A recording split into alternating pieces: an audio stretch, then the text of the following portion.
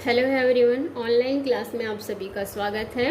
आज हम कक्षा 8वीं की पाठ्य पुस्तक सूरवी संस्कृत का चतुर्थ पाठ नीति श्लोका पढ़ने वाले हैं। तो डियर स्टूडेंट, पेज नंबर 12 में आपका दिया है चतुर्थ पाठ नीति श्लोका। तो आइए शुरू करें। चतुर्थ पाठ, चतुर्थ मीन्स होता है 4, पाठ मीन्स होता है पाठ, पाठ 4, नीति श्लोका, नीति के श्लोक। नीति श्लोकेषु नीति भवति जीवन विषय, समाज विषय, राष्ट्र विषय, धर्म वैराग्य संस्कार, परोपकारादि विषये प्रामाणिकं सुचिंतितं वैज्ञानिकं च चिंतनं नीति श्लोकेषु लभ्यते। संस्कृते नीतिम् आश्रित्य श्लोक रचनायाः शतक रचनायाः च परंपरा अति प्राचीना विद्यते। वस्तुतः अल्पे शब्दे महनीय भावनानां उदात्त विचाराणां श्रेष्ठ विषयाणां च महत्वपूर्णं विवरणं नीति श्लोकेषु लभ्यते। अब आपको ऐसी रीडिंग करनी है, उसके बाद आप अनुवाद करेंगे। नीति श्लोकेषु मीन्स नीति के श्लोकों में। नीति भवति, नीति भवति में होती है। नीति के श्लोकों में नीति होती है। जीवन विषय, जीवन के विषय में, समाज विषय, समाज के विषय में, राष्ट्र विषय, राष्ट्र के विषय में, धर्म वैराग्य संस्कार, परोपकार आदि विषय, परोपकार आदि के विषय में प्रामाणिक सुचिंतितम है अच्छा चिंतन, वैज्ञानिकम च और वैज्ञानिक चिंतन नीति श्लोकेषु लभ्यते, नीति के श्लोकों में पाया जाता है। संस्कृते नीति, संस्कृत में नीति को आश्रित आधार बनाकर श्लोक रचनाया, श्लोकों की रचना करने की शतक रचनाया और शतक रचना करने की परंपरा अति प्राचीना, बहुत प्राचीन या बहुत पुरानी विद्यते में है। संस्कृत में नीति को आधार बनाकर श्लोक रचना करने की और शतक रचना करने की परंपरा बहुत प्राचीन है। वस्तुतः अल्पे शब्द यानी थोड़े शब्दों में, महनीय भावना यानी महान भावों का, उदात्त विचारणा उदार विचारों का, श्रेष्ठ विषयाणां और श्रेष्ठ विषयों का, महत्वपूर्ण विवरण नीति श्लोकेषु, नीति के श्लोक में लभ्यते पाया जाता है। उसे देखेंगे, नीति के श्लोक में नीति होती है। जीवन के विषय में, समाज के विषय में, राष्ट्र के विषय में, धर्म वैराग्य संस्कार, परोपकार आदि के विषय में प्रामाणिक अच्छा चिंतन और वैज्ञानिक चिंतन नीति के श्लोकों में पाया जाता है। संस्कृत में नीति को आधार बनाकर श्लोक रचना करने की और शतक रचना करने की परंपरा बहुत प्राचीन है। वस्तुतः थोड़े शब्दों में महान भावों, उदार विचारों और श्रेष्ठ विषयों का महत्वपूर्ण विवरण नीति के श्लोकों में पाया जाता है। क्लियर? अब देखेंगे हम श्लोक। पहला है, अर्थागमो नित्यम रोगिता च प्रिया च भार्या प्रियवादिनी च वश्यस्य पुत्रो अर्थकरी च विद्या षट् जीवलोकस्य सुखानि राजन्। अर्थागमो नित्यम रोगिता, अर्थागम मीन्स होता है धन का आगम, आरोगिता मीन्स होता है निरोगिता, च प्रिया, प्रिया मीन्स पत्नी, च भार्या, भार्या मीन्स पत्नी, प्रियवादिनी मीठा बोलने वाली, चा मीन्स होता है और, वश्यस्य मीन्स होता है आज्ञा पालन करने वाला पुत्र, पुत्रो अर्थकरी, अर्थकरी मीन्स होता है धन संग्रह करने वाली विद्या। अब देखेंगे, अर्थागमो नित्यम रोगिता च प्रिया च भार्या प्रियवादिनी च वश्यस्य पुत्रो अर्थकरी च विद्या षट्जीव लोकस्य सुखानि राजन्। यानी हे राजन, यहाँ से लेंगे हे राजन, नित्य धन का आगम हो, निरोगिता हो, पत्नी प्यारी हो, प्रिया मीन्स प्यारी, भार्या, भार्या मीन्स होती पत्नी, पत्नी कैसी होनी चाहिए, पत्नी प्यारी हो और प्रिय बोलने वाली हो या मीठा बोलने वाली हो, आज्ञा पालन करने वाला पुत्र हो और धन संग्रह करने वाली विद्या हो। ये 6 संसार के सुख हैं। क्लियर? फिर से देखेंगे, हे राजन, नित्य धन का आगम हो, निरोगिता हो, पत्नी प्यारी हो और मीठा बोलने वाली हो, आज्ञा पालन करने वाला पुत्र हो और धन संग्रह करने वाली विद्या हो। ये 6 जीवलोक के सुख हैं। क्लियर? नेक्स्ट, अयुक्तम स्वामिनो युक्तम युक्तम नीचस्य दूषणम, अमृतम राहवे मृत्युः विषम संकर भूषणम। अयुक्तम मीन्स अनुचित या अयोग्य, स्वामिनो स्वामी का। फिर है युक्तम मीन्स उचित वस्तु या उपयोगी वस्तु। नीचे से दूषण, नीचे से मीन्स तो आप जानते हैं निचले स्तर का। फिर है अमृतम मीन्स होता है अमृत, राहवे मीन्स राहु, मृत्यु मीन्स मृत्यु, विषम मीन्स विष, संकर भूषण शंकर जी के लिए आभूषण या शंकर जी का आभूषण। देखेंगे समर्थ व्यक्ति के लिए यानी जो शक्तिशाली व्यक्ति के लिए। ठीक है, अयुक्तम स्वामिनो युक्तम, शक्तिशाली व्यक्ति के लिए अनुचित भी उचित हो जाता है और नीच व्यक्ति के लिए, निचले स्तर के या असमर्थ व्यक्ति के लिए उचित भी अनुचित हो जाता है। फिर से समझेंगे, समर्थ या शक्तिशाली व्यक्ति के लिए।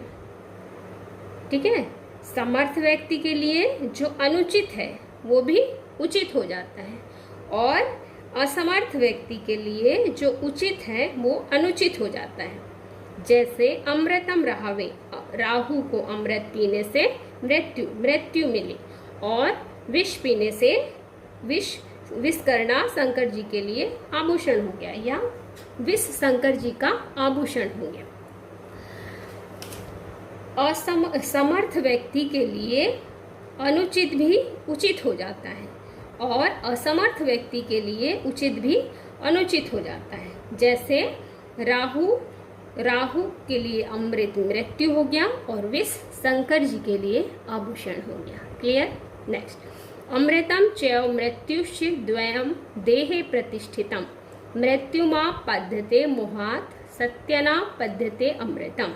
हिंदी देखेंगे, अमृतम च मृत्युश्च, अमृत और अमरता और मृत्यु या अमृत और मृत्यु, द्वयम देह दोनों ही देह में या शरीर में प्रतिष्ठितम स्थित है। अमृत, अमरता और मृत्यु दोनों शरीर में स्थित है। मृत्यु मां पद्धते मोहात, मोह से मृत्यु को प्राप्त करता है, मोह से मृत्यु को प्राप्त करता है और सत्यनाथ पद्धते अमृतम, सत्य से अमरता को प्राप्त करता है। फिर देखेंगे, अमृत और मृत्यु या अमरता और मृत्यु दोनों शरीर में प्रतिष्ठित है। मोह से मृत्यु को प्राप्त करता है और सत्य से अमरता को प्राप्त करता है। नेक्स्ट है, आपत्सु मित्रम जानीयात युद्धे शूरम सूचिम, भार्या छिणेषु वित्तेषु व्यसनेषु च बांधवान। हिंदी देखेंगे, आपत्सु मित्रम, आपत्सु यानी आपत्ति में या विपत्ति में, मित्रम जानिया, मित्र की पहचान होती है। युद्धे शूरम, युद्ध में शूरवीर की, धने शुचि, पवित्रता में धन की, भार्या छिणेषु वित्तेषु, पत्नी की धन के नष्ट होने पर, वैष्णेषु च बांधवान, और भाई बंधुओं की संकट में पहचान होती है। इसका देखेंगे, मित्रों की या मित्र की आपत्ति में, शूरवीर की युद्ध में, पवित्रता की धन में और पत्नी की धन के नष्ट हो जाने पर और भाई बंधुओं की संकट में पहचान होती है। नेक्स्ट है, आरोप्यते शिला शैले यत्नेन महता यथा, निपात्यते क्षणेनादः तथात्मा गुणदोष्यो। आरोप्यते यानी चढ़ाई जाती है। शिला, शिला यानी होता है पत्थर या चट्टान। शैले यत्ने महता यथा निपात्यते क्षणेनाधा तथात्मा गुणदोषः। आरोप्यते शिला यानी जैसे शिला शैले यत्ने महताम बहुत ही कठिनाई से चढ़ाई जाती है। निपात्यते यानी गिराई जाती है। क्षणेनाधा क्षण में नीचे गिरा दी जाती है। जैसे पर्वत पर शिला बहुत ही कठिनाई से चढ़ाई जाती है और क्षण में ही नीचे गिरा दी जाती है, वैसे ही तथात्मा गुण दोषियों, वैसे ही प्राणी गुण और दोष ग्रहण करता है। क्लियर? फिर से देख लीजिए। जैसे पर्वत पर शिला बहुत ही कठिनाई से चढ़ाई जाती है और एक क्षण में ही नीचे गिरा दी जाती है, वैसे ही प्राणी गुण और दोष ग्रहण करता है। नेक्स्ट है उद्योगे नास्ति दरिद्र्यम जप्तो नास्ति पातकम मौने च कलहो नास्ति जागृते भयम। उद्योगे नास्ति यानी परिश्रम करने से दरिद्र्यम गरीबी नहीं आती, परिश्रम करने से गरीबी नहीं रहती। जपतो नास्ति पातकम भगवान का नाम लेने से पाप नहीं रहते। परिश्रम करने से गरीबी नहीं रहती और भगवान का नाम लेने से पाप नहीं रहते। मौने च कलहो नास्ति मौन रहने से या चुप रहने से लड़ाई झगड़ा नहीं होता। नास्ति जागृते भयम और जागने से भय नहीं होता। फिर से देखेंगे। परिश्रम करने से गरीबी नहीं रहती, भगवान का नाम लेने से पाप नहीं रहते, मौन रहने से लड़ाई झगड़ा नहीं होता और जागते रहने से भय नहीं होता। नेक्स्ट है किम छिद्रम को नु सुंगो मे किम वातस्य विनिपातितम कुतो ममाश्रयेत दोषः इति नित्यम विचिंतयेत। हिंदी देखेंगे। किम मीन्स क्या, छिद्रम दुर्बलता, गलती या बुराई, सुंगो आशक्ति है, किस में किम वातस्य अविनिपातितम यानी वो कौन सी वस्तु है जो पतनशील नहीं है या नष्ट होने वाली नहीं है। विचिंतित मीन्स होता है चिंतन करना चाहिए। ममा श्रेयत मतलब मुझ में ये आते हैं। इसका हिंदी देखेंगे। किम छिद्रम को नु सुंगो में किम वातस्य विनिपातितम मतलब मुझ में क्या बुराई है, क्या आसक्ति है, या वह कौन सी वस्तु है जो पतनशील नहीं है। क्लियर? मुझ में क्या बुराई है, क्या आसक्ति है, अथवा वह कौन सी वस्तु है जो पतनशील नहीं है। कुतो ममाश्रयत दोषा मुझ में क्या दोष है, मुझ में क्या दोष है। इति नित्य विचिंतित इनके विषय में सदा सोचना चाहिए। फिर से देखेंगे। मुझ में क्या बुराई है, क्या आसक्ति है, अथवा वह कौन सी वस्तु है जो पतनशील नहीं है, मुझ में क्या दोष है, इसका सदा चिंतन करना चाहिए। नेक्स्ट है गुणेषु क्रियताम यत्नः किमाटोपे प्रयोजनम विक्रियन्ते न घटाभिगारवः क्षीर विविर्जितः।